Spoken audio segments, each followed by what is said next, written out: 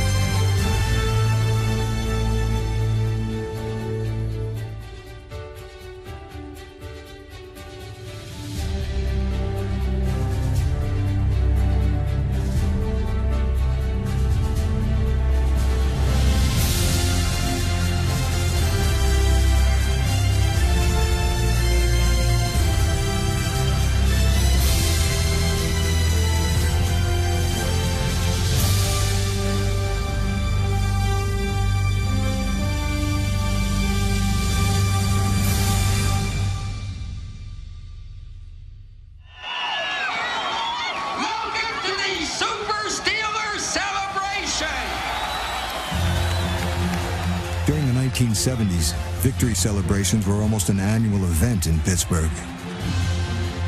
Through 1978, head coach Chuck Noll's Steelers had won 3 Super Bowls over the past 5 years. They were the dominant team of the decade. The attitude was, we're going to win this every year. The Steelers will never lose. I knew nothing else than that. I came in '74, and my first year we went to the Super Bowl, and the next year we went to the Super Bowl, and then a couple years after that we went to the Super Bowl and won again. So I grew up in that. This is what we do. We went on the football field expecting to win every game that we walked out there.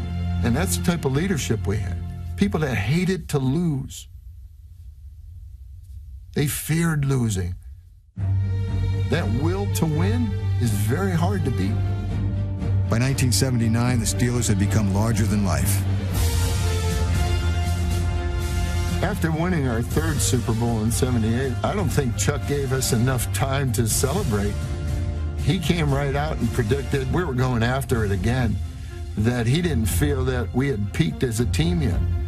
And I can remember, getting home and Jack Ham calling me up and saying, hey, you ready to go out and practice on Tuesday? Did you hear what Chuck said? For him to say that he thought we could be better, that meant something. That meant that even though we won the Super Bowl, that we can hold our heads up just a little bit higher. But he also issued the challenge in saying that. The challenge was to do it again. The other incentive for us was that at that time, the finances wasn't there. We didn't make the kind of money that we wanted to make. So, shucks, you make $25,000 from playoff to Super Bowl. And guys, that was more money than we made all year. So that was the incentive for us to go out and win. We knew that in order for us to have our place in history, to be the first team to win 4 Super Bowls would set us apart from any other team that played the game to that point. I think that's on everybody's mind, that 4th Super Bowl, to do it again. And we're going for it. Maybe we are a team of destiny, I don't know. Lynn?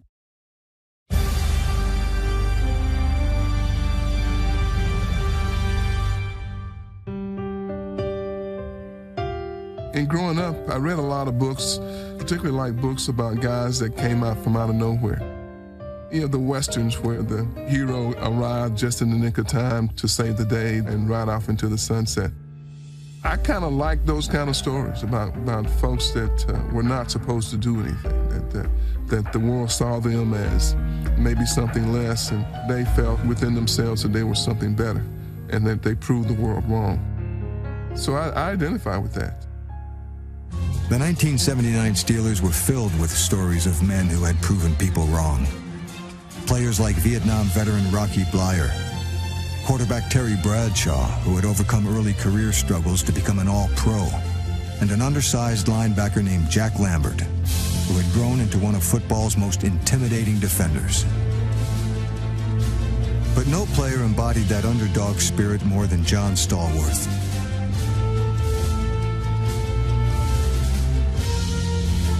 As a child in Alabama, Stallworth contracted a virus that temporarily left him unable to walk. I was paralyzed for about 2 weeks, in the hospital for about that length of time. I remember laying in my hospital bed and looking outside, and it was during the summer months, and under normal circumstances, I'm out there running with the kids, and I can't do that.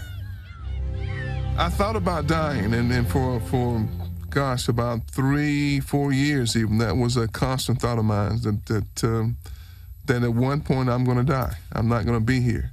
And that when that happens, then I'm going to be gone, and there'll be no memory of me at all. And so that motivated me to want to do something to be remembered.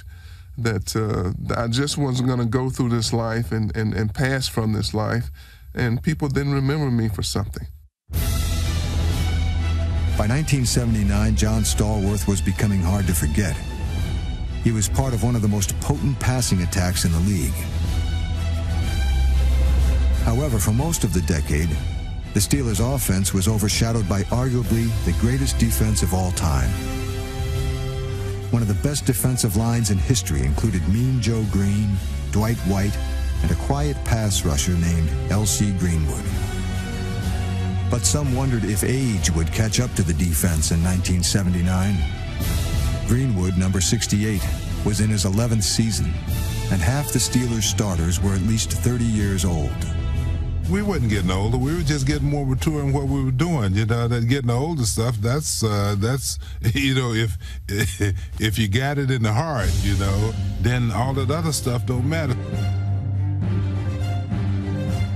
In 1979, the steel curtain was being fortified with younger linemen like number 76, John Banaszak. Banaszak came to the Steelers in 1975, their second Super Bowl season, and by 1979, he was a starter. Still, he never imagined himself growing up to be a Steeler. I was born and raised in Cleveland, Ohio. Everybody that I grew up with was a Cleveland Browns fan. All my friends and all my relatives and all my neighbors.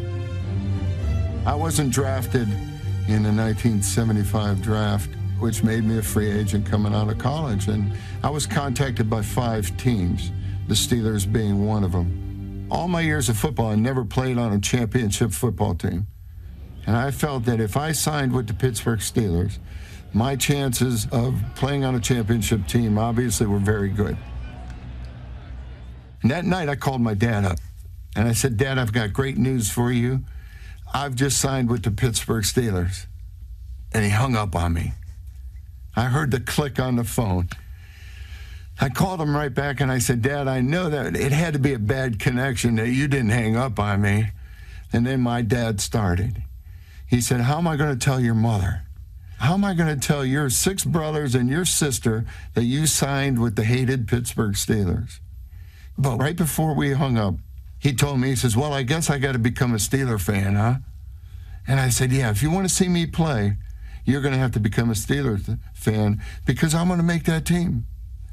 And I want you to be at our games." And he did. He became a Steeler fan, and a very proud Steeler fan, who happened to go to 3 Super Bowls that wouldn't have happened if I signed with the Browns. The Steelers gained a new supporter, and Pittsburgh fans gained a player with whom they could identify. On a team filled with future Hall of Famers, no player represented the city's blue-collar image better than Banaszak. I really do feel that we had a connection. You know, they thought I carried my lunch pail to practice with me, and I did. I had to. I wasn't good enough to not practice well during the week. And I think the Pittsburgh fans appreciated that. You take a look at the stands in Pittsburgh and all the hard hats, those guys are all steel workers. They had something that I grew up with. Both my grandparents were steel workers. My dad worked in a factory all his life. I can remember that picture of Bradshaw and Willie Stargell with the hard hats on in Sports Illustrated and thinking, you know, that's the perfect background for me. I'm in a steel town. I'm close. I have a relationship with these people. They made this big, huge banner, and it was like 40 yards long, and it said, "We love the Steelers, the Banaszak bunch." And they hung it up in the end zone. The Steelers got upset about it and said, "The sign's too big. It takes away from all the other signs. We can't have that sign anymore." And they had to sneak the sign into the game. It was pretty cool having all those guys be fans of mine for the reason of being just a guy who was very similar to them.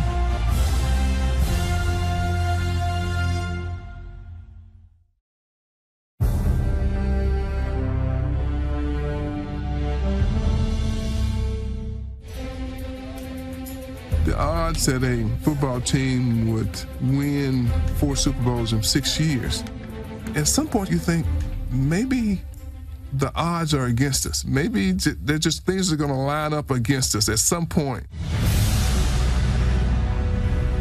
Teams that win the Super Bowl are usually teams that have the fewest injuries. Injuries just haunted the '79 Steeler team. We started the season without Joe Greene.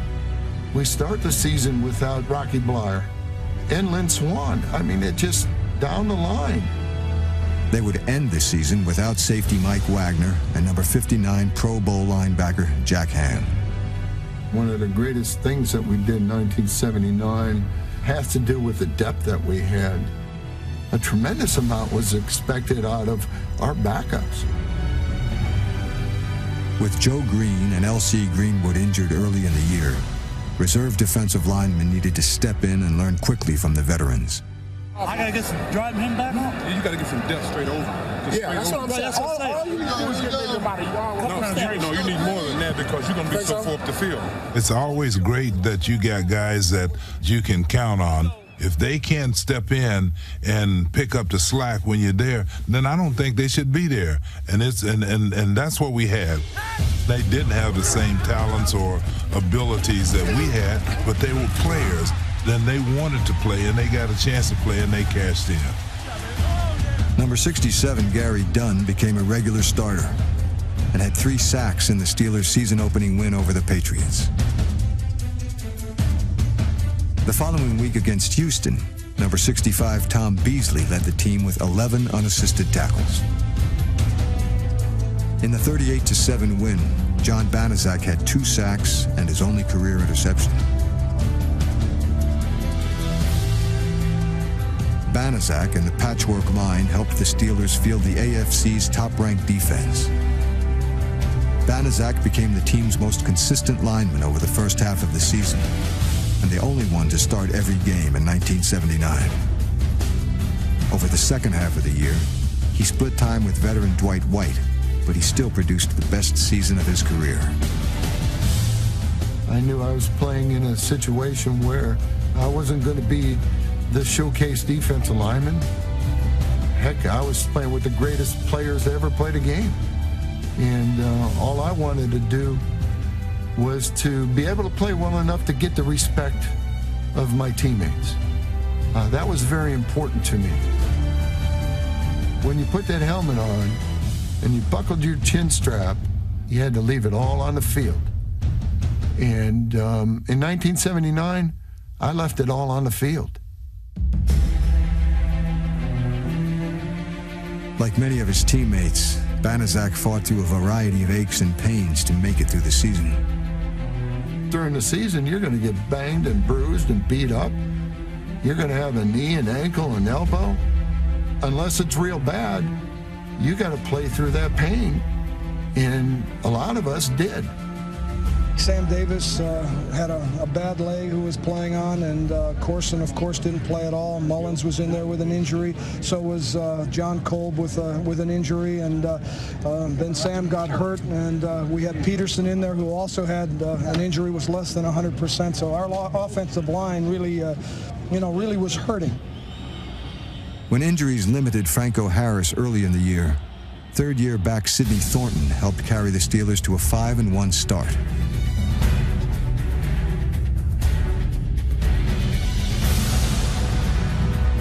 But even Pittsburgh's backups needed backups. Thornton also went down later in the year.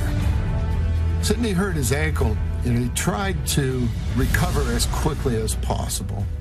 Unbeknownst to everybody, Sidney goes back home to Louisiana, and he gets hooked up with this healer down there. I think her name was Miss Rudolph. Miss Rudolph.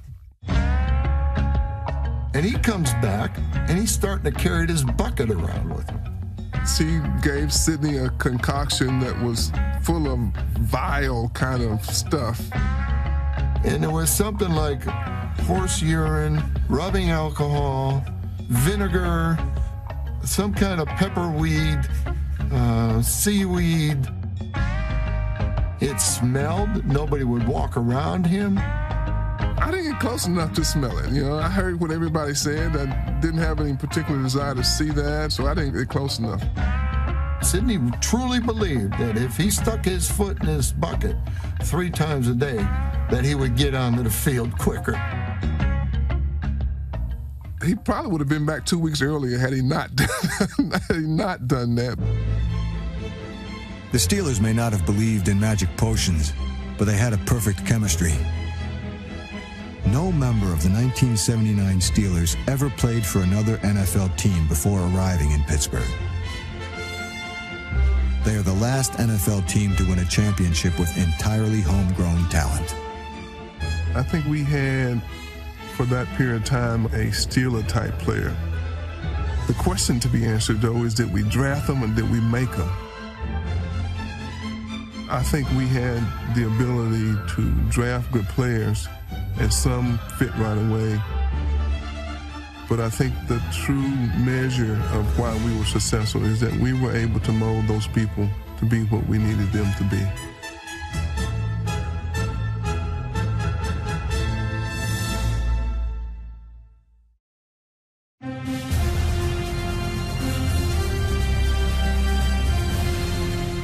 Chuck never raised his voice. It was just the tone of voice. It was, when you saw that he no longer had lips, his mouth was so tight that you knew he was really upset with you. It was almost like you did something wrong when you were a young kid. The worst thing you could do was disappoint your parents. The worst thing we could do as a football team was disappoint Chuck Noll. Head coach Chuck Noll saw a disappointing trend all season.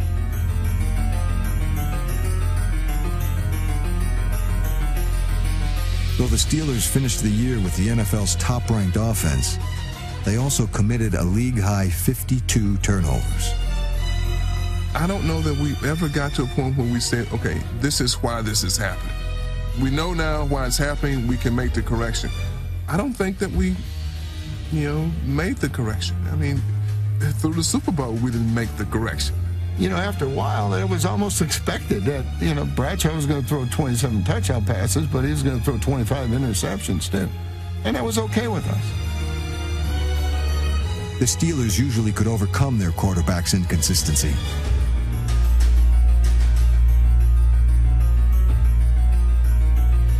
But when Terry Bradshaw threw 5 interceptions in San Diego, the Steelers were blown out, 35-7. That was pretty embarrassing. They just annihilated us out there. We were stunned because they had beat us before we knew what was going on. The Steelers never dropped out of first place, but Chuck Noll's team appeared vulnerable, and there were questions as to whether the Steelers could join their neighbor Pirates as champions.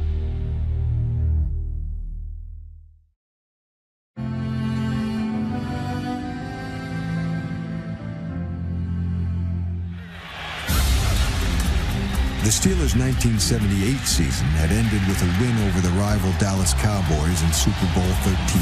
Touchdown, Pittsburgh, Johnny Stallworth. After Super Bowl XIII, you know, there was still some talk from the Dallas headquarters that they were cheated out of that game. They were the Dallas Cryboys. They were America's team, but in Pittsburgh, they were the Dallas Cryboys. They still cannot accept the fact that they got beaten Super Bowl XIII. Well, it's over. Let's make this perfectly clear. You got beaten Super Bowl XIII, and if you think you had any chance to beat us the following year, we put that to bed. In Week 9 of 1979, the Cowboys looked to avenge their Super Bowl loss. They were talking a whole bunch of trash about what they were going to do and all that, and they were coming into Pittsburgh. Bad mistake.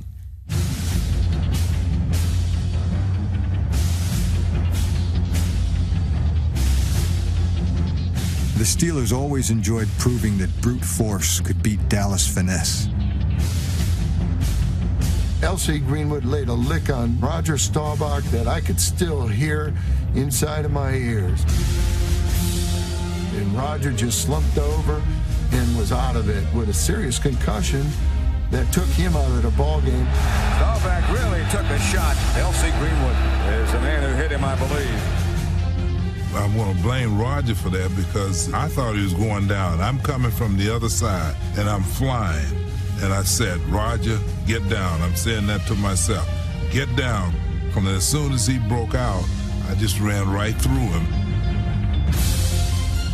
We didn't go out there with the intention of trying to hurt anybody, but, you know, it's just, you know how football is. Heck, if your mother is on another team and she's coming out to play and you got to play against her, then you're going to hit mama and try to win the football game. It was Staubach's last game against the Steelers. The quarterback retired following the season. The next year, I was down in Dallas, and I'm in the end zone loosening up, so I hear this voice in the background, LC, my kids hate you. I look around, it's Roger. And he says, LC, my kids hate you. I said, why? Because their dad is not playing anymore. Well, Roger's almost 50 years old now. You know, it's time to hang it up, you know.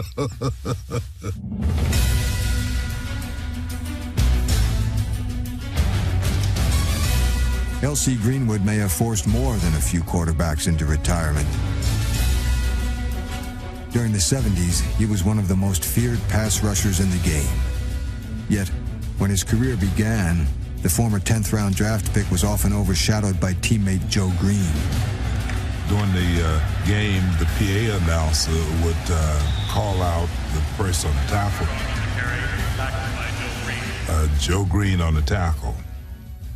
Well, I was getting up off from the tackle, and I look around, and Joe wasn't there. Ironically, an injury to his ankle helped Greenwood finally get noticed on the field. The doctor suggested I wear high-top shoes, and at that time, there were no high-top shoes in the league, so they went around and they got these old black high-top shoes. I talked the trainer into changing the color of the shoes, and he wanted to paint them white, and I says, no, I don't want white shoes because Joe Namath wear white shoes. He said, well, let's leave them black, ugly black shoes. No, I don't want them black. So he says, why don't I paint them gold? So just kidding, I said, yeah. And I thought they was the ugliest thing, and I said, wow, whew, I can't wear these. The gold shoes grew on him, and for the rest of his career, Greenwood stuck out in the crowd. I would make the tackle and I'd roll over where my feet was in the air so that the PA announcer knew that it was L.C. Greenwood on the tackle and not Joe Greene. And I noticed at that point, that's when they realized that I was on the football field. There was L.C. Greenwood on the tackle. Seriously. He made gold shoes look pretty good out there. After he retired, he had gold golf shoes, he's got gold dance shoes, he has gold everything, and he makes it work. There's not too many people that can say that. Fashion-wise, LC makes it work. Even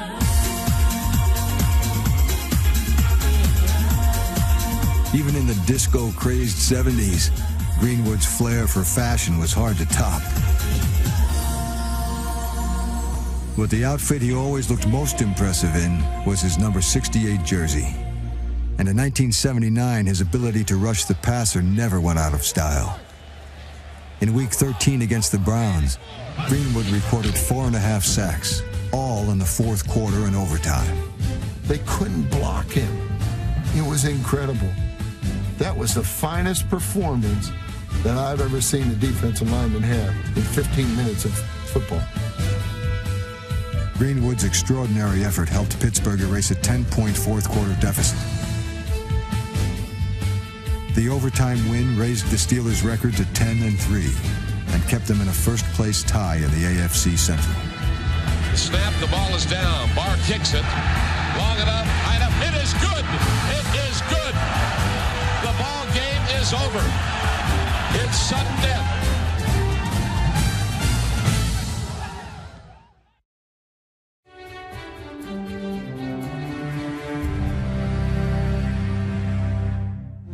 By 1979, John Stallworth and Lynn Swann had become football's most dynamic receiving tandem.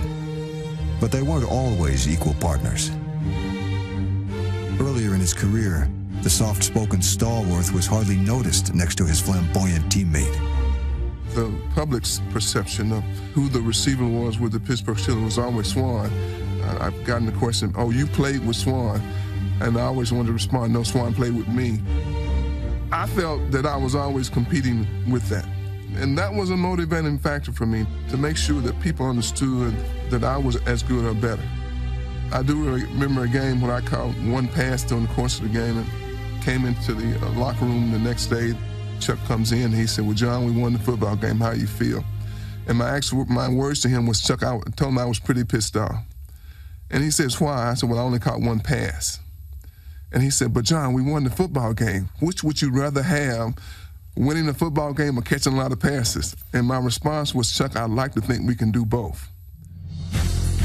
In 1979, John Stallworth finally became the centerpiece of Pittsburgh's passing attack. With Swann bothered by injuries, Stallworth took over as the Steelers' #1 target.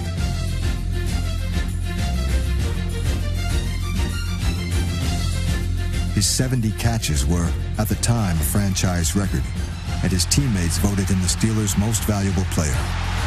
He's breaking downfield, the 20, the 10, the 5, 75-yard strike to Johnny Stallworth. Going through so many years of asking questions about who's the best, I think for me to have those guys and vote me the MVP was a confirmation that yeah, they thought I was good at what I did. It just gave me a great deal of confidence that they had some faith in me. Stallworth helped the Steelers finish 12-4 and win their 6th straight division championship. In Pittsburgh, playoff time had become a holiday tradition. Deck Three Rivers with opponents' livers. But if it's Miami, they'll cry for their mammy. Give us greasy, deck him easy.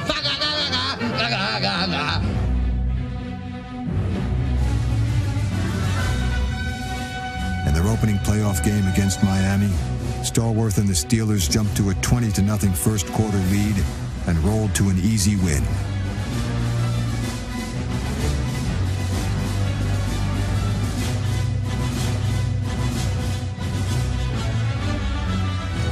The victory set up an AFC Championship rematch against division rival Houston. Bradshaw with plenty of time. Let's go down the middle. There is Stallworth for the touchdown. Listen to this crowd. Look at those terrible calves flying, you betcha. There's the MVP, the Pittsburgh Pirates' Willie Stargell. He came in disguise as a Houston Oilers fan. You know where his heart is, right here in the Steel City. Well, I know it as the city of champions. the champions held a 17-10 lead.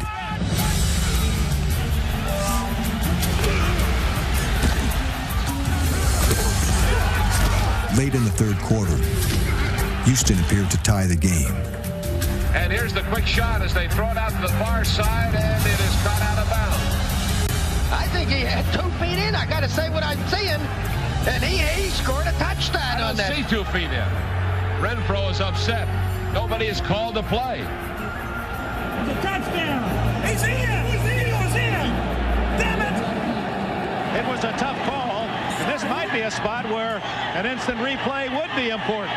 Let's see if the feet come down. Now he's got the ball. He does clearly get inside. It is a touchdown. No question about it. The officials do not have the luxury that we enjoy of seeing that instant replay. The man on the spot didn't see it, so he couldn't call it. And now the Oilers are denied a touchdown.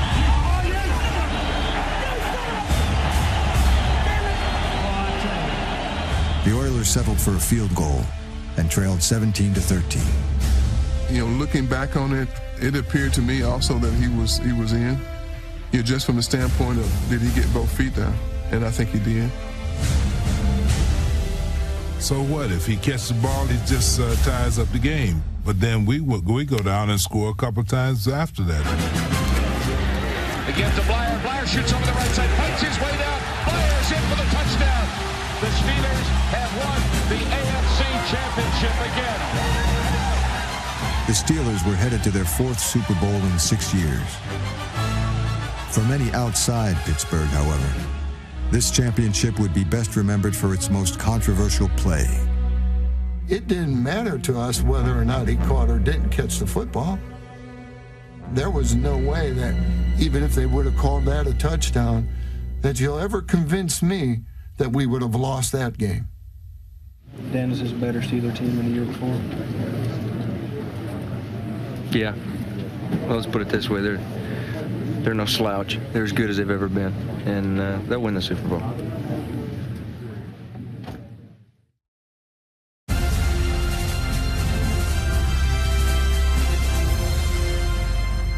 One reason why Pittsburgh is the city of champions is this man right here, the most valuable player in the World Series, Willie Stargell. Willie, you're working as a photographer today for a national magazine, but what do you think of the outcome of today's game? Irv, I'm real impressed with the way these teams stack up. It's quite evident that I'm very much a Steeler fan. I look for a tremendous game.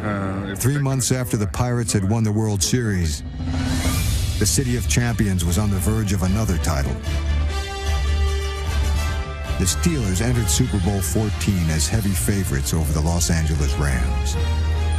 But in 1979, nothing had come easy for Pittsburgh, and nothing would change this day.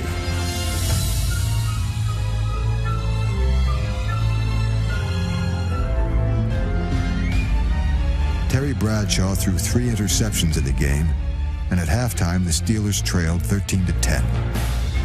I can remember seeing Chuck Noll smiling as he was running off the field. It gave me a feeling of confidence that we're behind 13-10, but there's our head coach running off the field smiling like, hey, fellas, we got him right where we want him. What Noll and the Steelers didn't want was an injury to one of their star receivers. Early in the second half, Lynn Swann left the game for good. The Steelers now had to rely more heavily on John Stallworth. Trailing by 2 in the fourth quarter, the Steelers faced a critical 3rd and 8 and called Stallworth's number. It was 60 prevent, slot hook and go. During the course of the week, we hadn't completed that pass. For whatever reason, it hadn't worked in practice. I didn't hear the play and think, oh yeah, this is it. This is the one.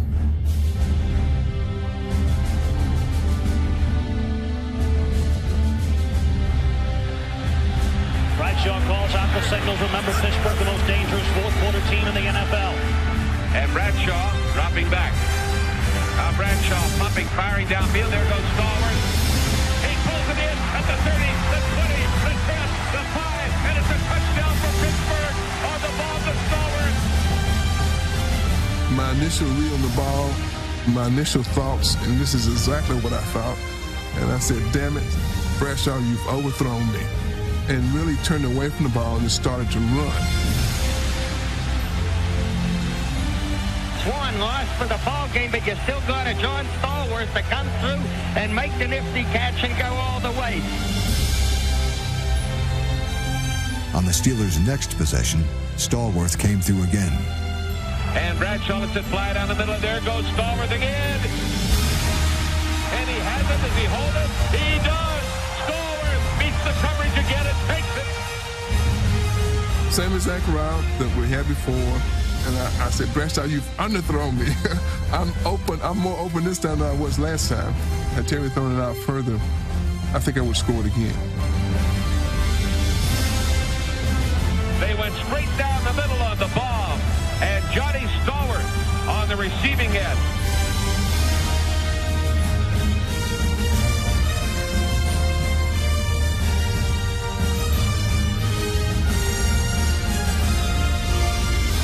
Stallworth's incredible catch set up the touchdown that put the game away. Harris slices off the left side for a touchdown. Franco Harris slashing off the left side for a Steeler touchdown.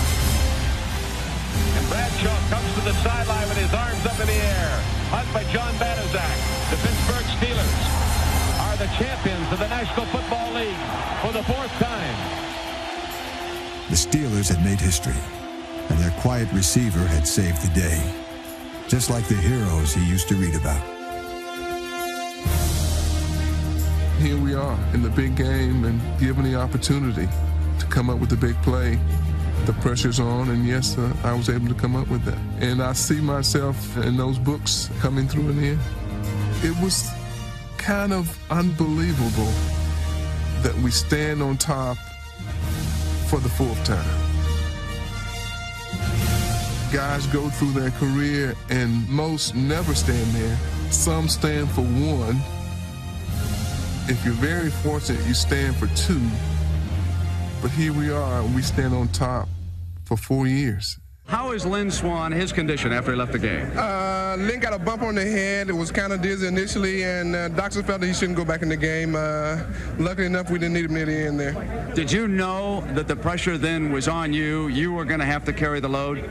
I felt like it was going to be on me. It was no different than the beginning of the season when Lynn was hurt initially, and we played about 4 or 5 games without him, and I started catching a few more passes. It's nothing that I hadn't done all year, and I was up to the task today. Take some time off now.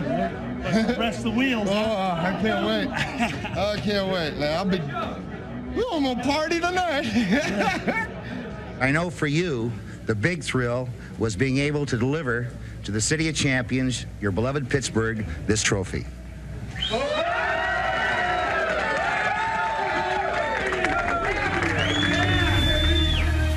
In Pittsburgh, yet another season ended with a victory celebration. A few weeks later, the city's 2 championship teams stood side by side in Washington. It's my honor to add my voice to the salute that is being paid to the Pirates, to the Steelers, to Western Pennsylvania, and today especially to Pittsburgh. Thank you all very much.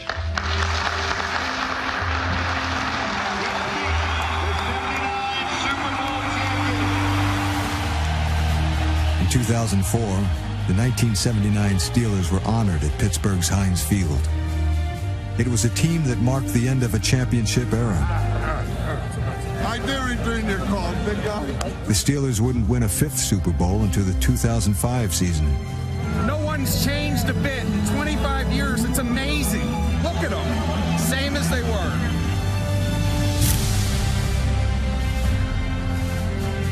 I can look back. It's fun reminiscing when I'm around people like this. You know, you all won 4 Super Bowls.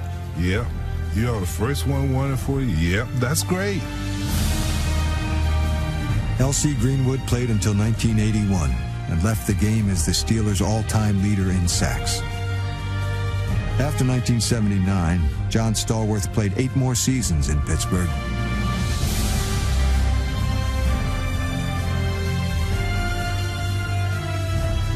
He retired as the Steelers' all-time leading receiver, finishing with over 200 more catches than fellow Hall of Famer Lynn Swann. Unlike his more celebrated teammates, John Banaszak never set records and never was all-pro. Yet he may have best exemplified the spirit of the 1979 Steelers.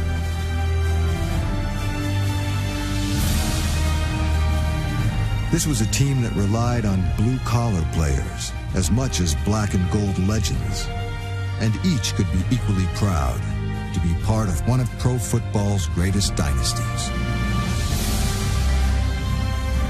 After your career is over with, and you look back and you see all of the great football players that never played in a Super Bowl game, and you look at all the great players that never won a Super Bowl game, and for me to be part of 3 of them is something that certainly I'll always remember, and I will always be part of history.